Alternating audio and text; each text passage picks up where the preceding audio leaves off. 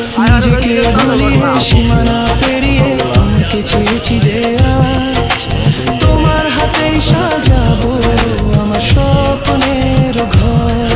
আমি তোমার প্রেমে পড়ে দুনিয়া ভুলে গেছি, তোমার ওই মায়াবী হাসি আমি দেখতে ভালোবাসি।